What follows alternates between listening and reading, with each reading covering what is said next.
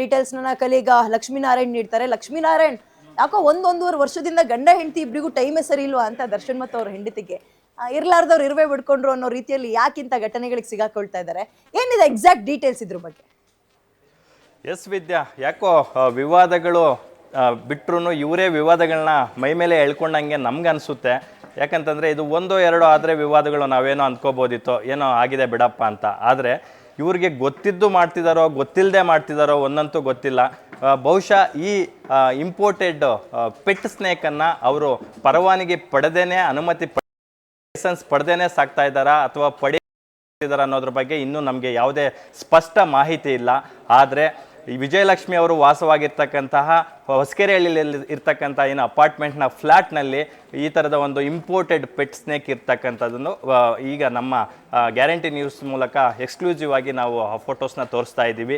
ಅಲ್ಲಿರ್ತಕ್ಕಂಥ ನಿವಾಸಿಗಳು ಅವ್ರ ಮನೆಯಲ್ಲಿ ಒಂದು ದೊಡ್ಡ ಹೆಬ್ಬಾವು ಪ್ರಭೇದದ ಹಾವು ಇರೋದನ್ನು ನೋಡಿ ಭಯಭೀತರಾಗಿದ್ದಾರೆ. ಅಲ್ಲಿರ್ತಕ್ಕಂಥ ನಿವಾಸಿಗಳು ಲೋಕಲ್ ಪೊಲೀಸ್ ಸ್ಟೇಷನ್ ಆಗಿರ್ತಕ್ಕಂಥ ಚನ್ನಮ್ಮನಕೆರೆ ಅಚ್ಚುಕಟ್ಟು ಪೊಲೀಸ್ ಠಾಣೆಗೆ ಮೌಖಿಕ ದೂರನ್ನು ನೀಡಿರ್ತಕ್ಕಂಥದ್ದು. ಆ ಹಿನ್ನೆಲೆಯಲ್ಲಿ ಮೌಖಿಕ ಅಂದರೆ ಲಿಖಿತ ದೂರು ಬರದೇ ಇರೋದ್ರಿಂದ ಇದು ನಿಜಕ್ಕೂ ಏನು ಪರ್ಮಿಷನ್ ಪಡೆದಿದ್ದಾರಾ ಇಲ್ವಾ ಅನ್ನೋದನ್ನು ಕ್ರಾಸ್ ಚೆಕ್ ಮಾಡೋದಕ್ಕೆ ಚನ್ನಮ್ಮನಕೆರೆ ಅಚ್ಚುಕಟ್ಟು ಪೊಲೀಸ್ ಠಾಣೆಯಿಂದ ಪೊಲೀಸರೇ ಅಧಿಕೃತವಾಗಿ ಅರಣ್ಯ ಇಲಾಖೆಗೆ ಮಾಹಿತಿ ನೀಡಿರ್ತಕ್ಕಂಥದ್ದು. ಬಹುಶಃ ಗೊತ್ತಿಲ್ಲ, ಇವತ್ತು ಅಥವಾ ನಾಳೆಯಲ್ಲಿ ವಿಜಯಲಕ್ಷ್ಮಿ ಅವರ ಫ್ಲಾಟ್ ಮೇಲೆ ಅರಣ್ಯಾಧಿಕಾರಿಗಳು ದಾಳಿ ಮಾಡುವ ಸಾಧ್ಯತೆ ಇದೆ. ರೇಡ್ ಮಾಡಿದಾಗ ಅದಕ್ಕೆ ಸೂಕ್ತವಾದಂಥ ದಾಖಲೆಗಳನ್ನು ಅವರು ಒದಗಿಸಿದರೆ ಅವ್ರಿಗೇನೂ ಸಮಸ್ಯೆ ಇಲ್ಲ.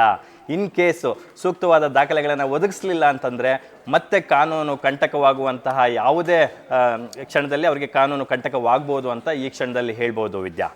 ಈಗ ಗಂಡ ಹೆಂಡತಿ ಇಬ್ರು ಕೂಡ ಬಹಳ ಪ್ರಾಣಿ ಪ್ರಿಯರು, ಅದರಲ್ಲಿ ನೋ ಡೌಟ್. ಬಟ್ ನಾವು ಪ್ರಾಣಿ ಪ್ರೀತಿ ಮಾಡ್ತೀವಿ ಅಂತ ಸಾಕ್ದಲೇ ಅಥವಾ ಸಾಕ್ಬಾರ್ದನ್ನೆಲ್ಲ ತಗೊಂಡು ಮನೆ ಒಳಗೆ ಇಟ್ಕೊಂಡ್ರೆ ಯಾರು ಒಪ್ಪಲ್ಲ ಅಲ್ವಾ? ಕಾನೂನು ಅದನ್ನೇ ಹೇಳುತ್ತಲ್ವಾ? ಸೊ ಇದು ಯಾವ ರೀತಿಯಾಗಿ ಮಾರಕ ಆಗ್ಬೋದು? ಮೊನ್ನೆ ಬಾತುಕಳಿ ಸುದ್ದಿ ನೋಡ್ತಾ ಇದ್ವಿ, ಈಗ ಇದು ಯಾವುದೋ ಹೆಬ್ಬಾವಿನ ಸುದ್ದಿ. ಎಕ್ಸಾಕ್ಟ್ಲಿ, ಯಾಕಂದರೆ ಯಾರು ಯಾವುದನ್ನು ಹೇಗೆ ಬೇಕಾದರೂ ಎಲ್ಲಿ ಬೇಕಾದರೂ ಸಾಕ್ಬೋದು ಅನ್ನೋದಕ್ಕೆ ಆಗಲ್ಲ. ಏನಕ್ಕೆ ಅಂದರೆ ಒಂದಷ್ಟು ಸರ್ಟೆನ್ ರೂಲ್ಸ್ ಆ್ಯಂಡ್ ರೆಗ್ಯುಲೇಷನ್ಸ್ ಇದೆ. ಪ್ರಾಣಿ ದಯಾ ಸಂಘಗಳಿದ್ದಾವೆ, ವನ್ಯಜೀವಿ ಸಂರಕ್ಷಣಾ ಕಾಯ್ದೆಗಳಿದ್ದಾವೆ.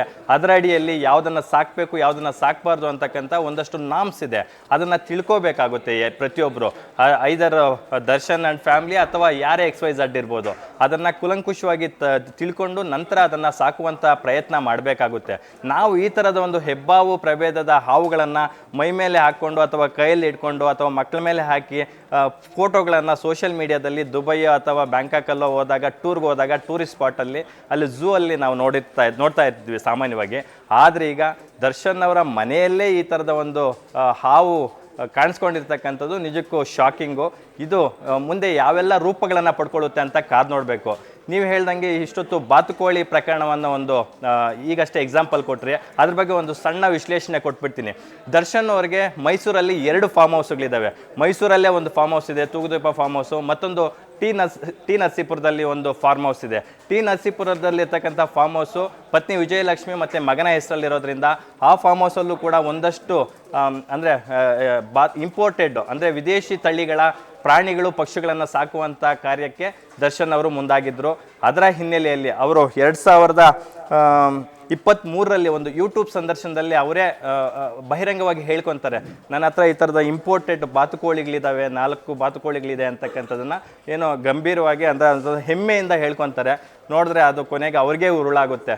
ಅಲ್ಲಿ ಏನು ಅರಣ್ಯ ಅಧಿಕಾರಿಗಳು ಅವರ ಫಾರ್ಮ್ ಹೌಸ್ ಮೇಲೆ ದಾಳಿ ಮಾಡ್ತಾರೆ.